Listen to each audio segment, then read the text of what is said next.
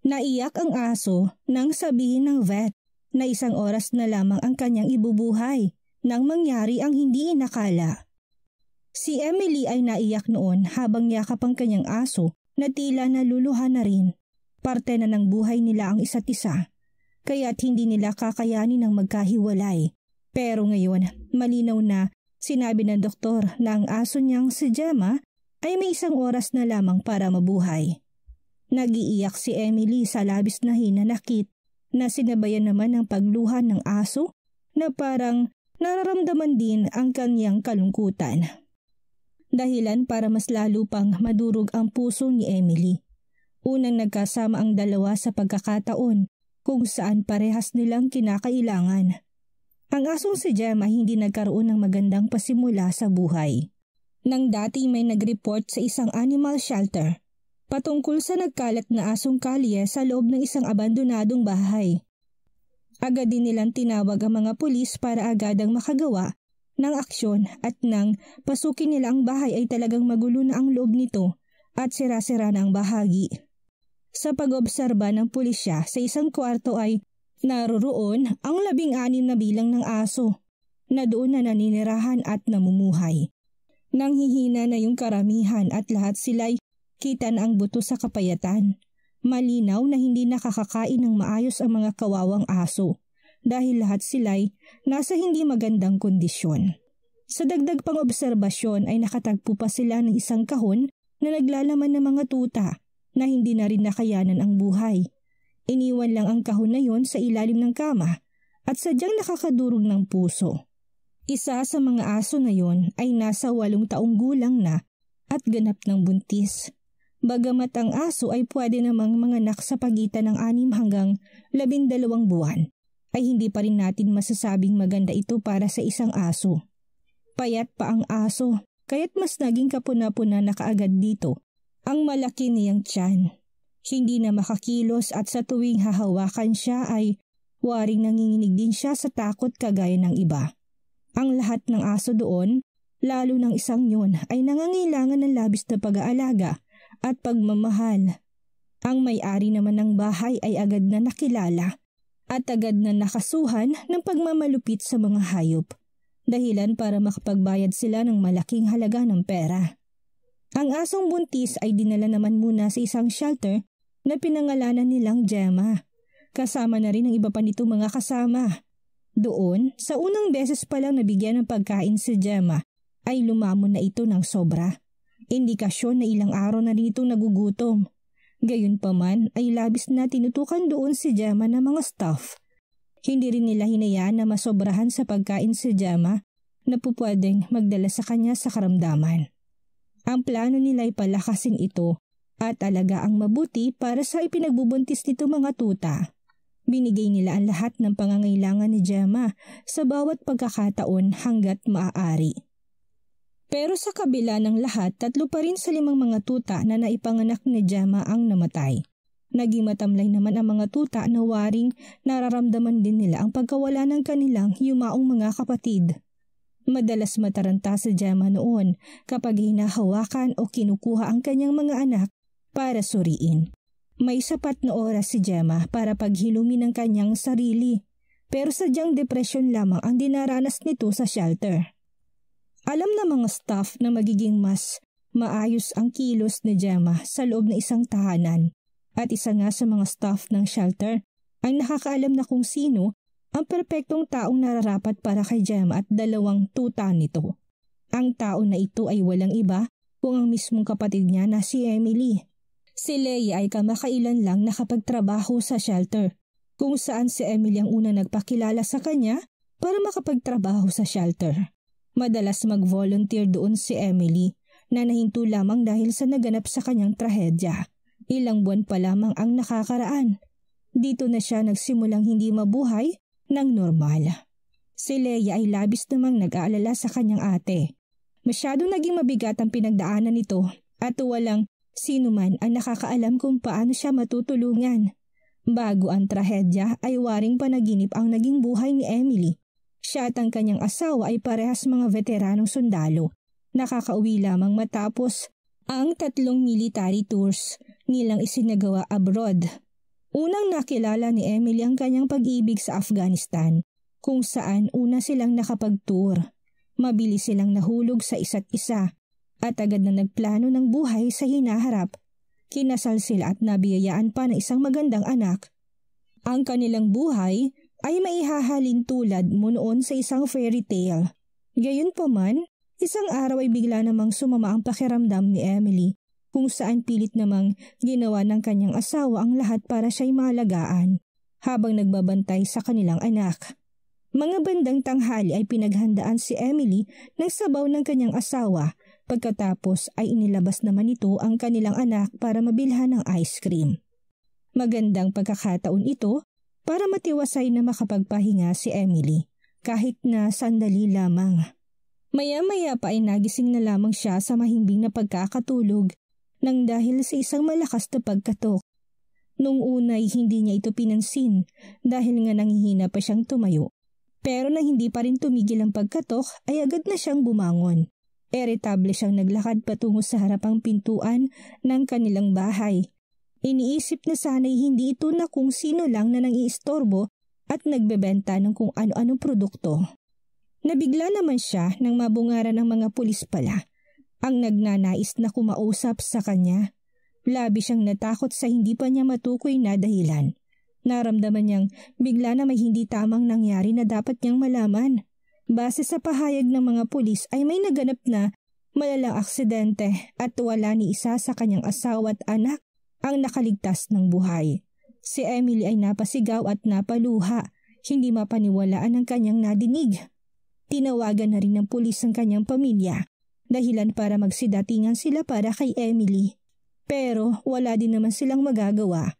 Ang 2 taong malapit sa puso ni Emily ay bigla na lamang nawala sa kanya ng isang iglap lang at walang sino man ang pwedeng makapagpabalik sa kanila. Ilang buwan naging tulala sa pangungulila si Emily.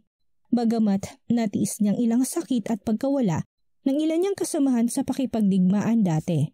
Pero ang sakit na dinaraanan niya ay matindi na hindi niya makayanan. Nilamon si Emily ng kalungkutan at parang nilumpo sa lahat ng paraan.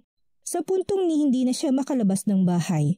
Ang kanyang mga kaibigan at kapamilya ay nag-aalala sa kanya na sobra. Ang dating masiyahin na si Emily, ngayon ay hindi na makausap at walang tigil sa pag-iyak sa bawat araw.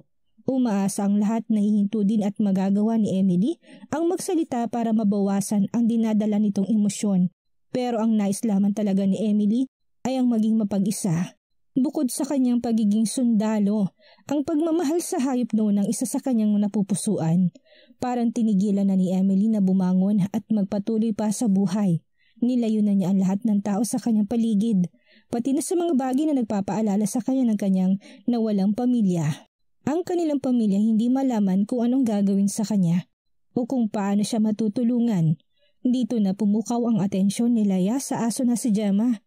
Nakita din niya sa mga mata nito ang kalungkutan na kaparehas nang nakita niya sa kanyang kapatid. Naniniwala si Leia na si Gemma ang maaaring makatulong sa kanyang ate dahil noon pa man ay nais na ng kanyang ate ang magkaroon ng alagang aso.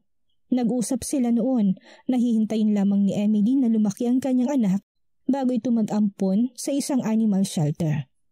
Ang puso ni Emily ngayon ay bakante sa pangungulila at kailangan ng makakasama, habang si Gemma naman at ang mga tuta nito ay nangangailangan ng matinding pag-aalaga at maayos na matitirhan. Kumbinsido si Leia na maibibigay ni Gemma at Emily ang pangangailangan ng bawat isa. Ang kailangan lamang gawin ni Leia ay ang kumbinsihin ng kanyang kapatid sa ideyang kanyang naisip. Sa unay, nagawang tumanggi ni Emily na hindi na umano nito kayang pag-alaanan pa ng oras ang mga aso. Pero nang ipakita ni Leia sa kanyang video ni Gemma kasamang 2 tuta nito ay bigla siyang natigilan at nagbago ng isip. Napagmasdan ni Emily kung paanong alagaan ni Gemma ang kanyang mga tuta, kung paanong ang mga ito ay maglambing sa kanya bilang isang ina na labis umaantig sa puso ni Emily. Kaya naman napasang-ayon na si Emily sa ideya na maging tagapag-alaga ni Gemma at ng mga tuta nito. Nagbigay lamang siya ng kondisyon na alagaan niya lamang ito hanggat walang pamilya na nagnanais umampon sa kanila.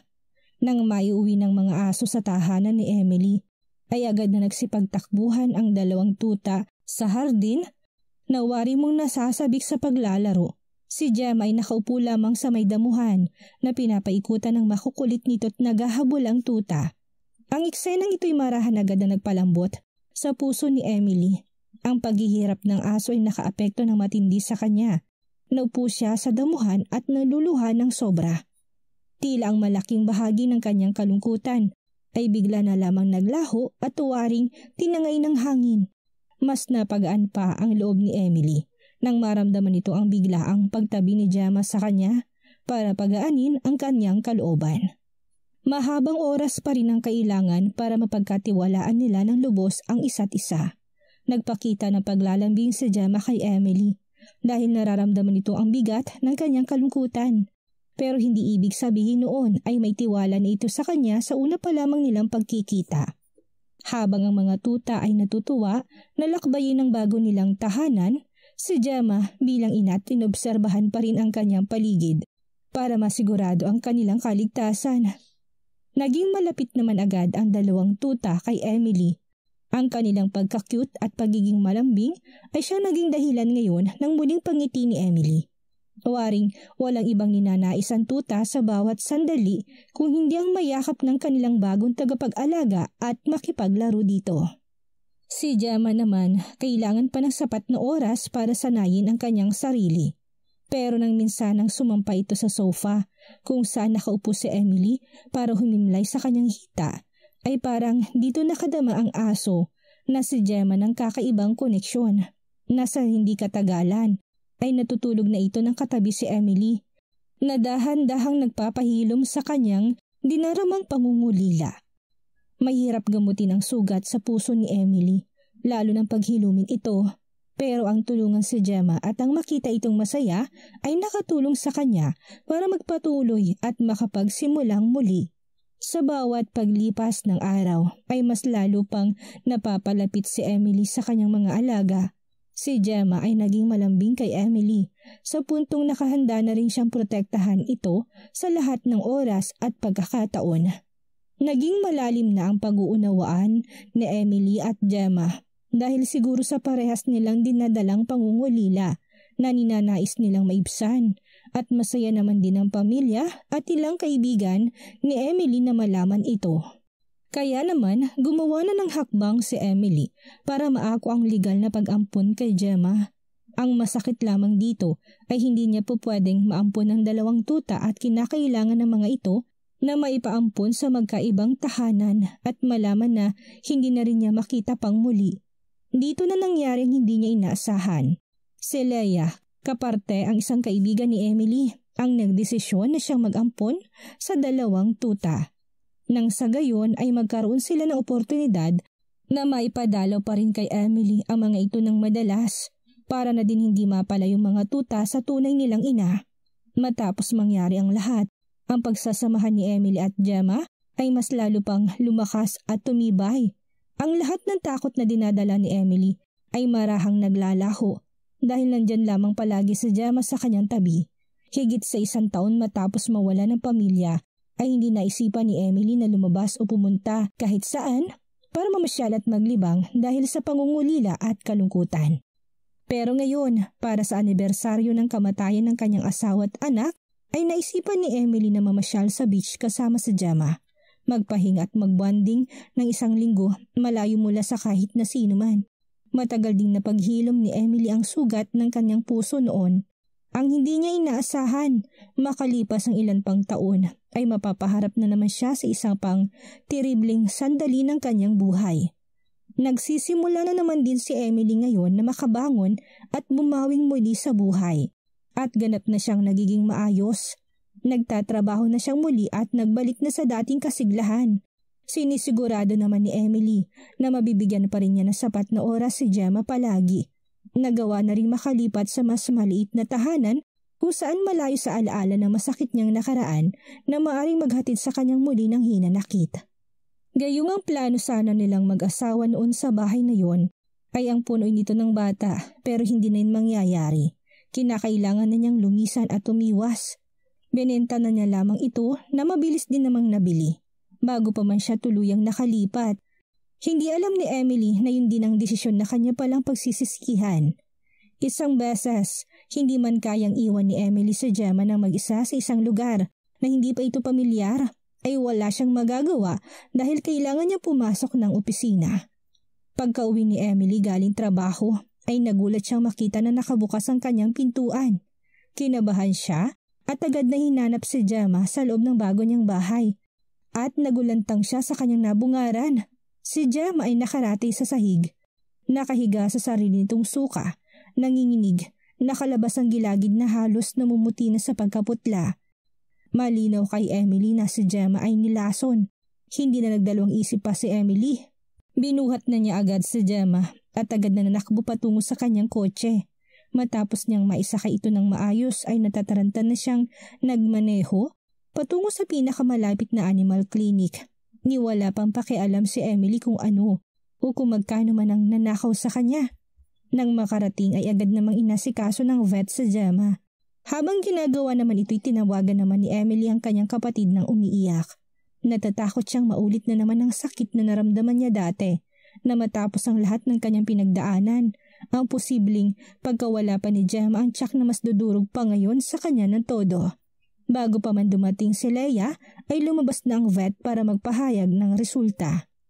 Pero ang sinabi ng vet ay hindi ang salitang inaasahan ni Emily dahil ang nais ng vet na ipagawa sa kanya ay ang magbitaw na ng kanyang huling pamamaalam. Malino na pinahayag ng doktor na may 1 oras na lamang mabubuhay si Gemma. Si Emily ay nagiiyak ng sobra. At kasabay nito ay napansin nilang lumuluha na rin ang aso. Niyakap ni Emily si Gemma, nagmamakaawa sa vet na matulungan sila sa anumang posibleng paraan. Pero sinabi ng vet na lubha ng bumabagsak ang kidney ni Gemma na para bang ito ang pinakapunteriya ng lason. Ang mabigyan naman umano ito ng medisina para mapakalma ay baliwala na sa ngayon. Kahit posible man na mapatagal pa nila ang buhay ni Gemma, ng 1 araw o higit pa, ay tsak na masisira pa rin ang kidney nito at agad ding mamamatay at hindi na nila yun mapipigilan. Nang isang bagay na hindi inaasahan ang nangyari, si Leia ay nakaisip na naman kung paanong matutulungan ang kanyang ate. Agad nakipag-usap si Leia ng pribado sa vet na ilang sandali lamang ay lumabas para ibigay ang lahat ng pangangailangan ng aso. Naguguluhan man si Emily sa kung ano man ang nangyayari, ay nakatuon lamang ang kanyang pansin sa kanyang aso. Ang karamihan sa laso na nasa loob ng katawan nito ay kanya namang naisuka kanina kaya hindi na ito masyadong maghahatid pa ng problema. Naturukan ng aso hanggat sa nagawa na nitong makatulog. Si Emily naman ay umidlip na rin sa kanyang tabi. Kinabukasan ay nasurpresa si Emily na may isang paraan pa pala para mailigtas si Gemma at ito ay sa proseso ng kidney transplantation. Napakakomplikado ng operasyon na ito na kailangang masigurado ang lahat at kinakailangan ni Leia at Emily na pumayag din na tanggapin anuman ang magiging resulta nito. Gaya ng tao, ang aso ay pwede ding mabuhay ng isa ang kidney kaya't posible din sa kanya ang kidney donation. Mahirap lang dito na humanap ng kidney match na kinakailangan. Sadyang napakahirap ng operasyon na ito na dapat pag-ingatang mabuti. Ang kaligtasan dito ay masyadong mababa, na halos 38 hanggang 40% lang ng asong nadadaan sa ganitong operasyon ang nabubuhay ng higit pa sa 100 araw. Pero dahil alam ni Leia kung gaano kaimportante si Gemma sa kanyang ate, ay gagawin niya ito ng may lakas ng loob. Maigi na lamang at nagmatch ang kidney ng 2 tuta kay Gemma. Kaya't isa sa mga ito ang mabibigyan ng oportunidad na maisalba ang buhay ng kanilang ina. Nakatulong din naman ang perang hawak ni Emily mula sa life insurance ng kanyang yumaong asawa para mapunan ang lahat ng gastusin at pangangailangan ni Gemma. Pero sadyang kulang pa ito dahil mabawasan na niya ito ng labis. Noong mga panahong huminto siya sa pagtatrabaho dahil sa kalungkutan. Dito na tumulong kay Emily ang kanyang mga kapamilya at kaibigan na dati walang nagawa para makatulong sa kanyang dinaramang pangungulila. Ngayon ay may magagawa na sila para kay Emily, ang matulungan ang matalik na kaibigan ni Emily. Ayaw na nilang mapagdaanan muli ni Emily ang dati nitong pinagdaanan. Komplikado man ang naisagawang operasyon, ay dinaan na lamang ito ni Emily at ng lahat sa mataimtim na pagdarasal. Pagkatapos ng lahat ay malaki ang naging pasasalamat nila na naging maayos na din ang lahat. At simula noon ay naging masaya ng muli si Emily, na ngayon ay desidido na mas bantayan at pag-ingatan pa si Gemma, na nagsisilbing parte na ng kanyang puso sa ngayon, at ang magandang pangyayari sa kanyang buhay ay ikinatuwa naman ng mga taong malalapit sa kanya at ito'y ipinagpapasalamat din nila sa may kapal.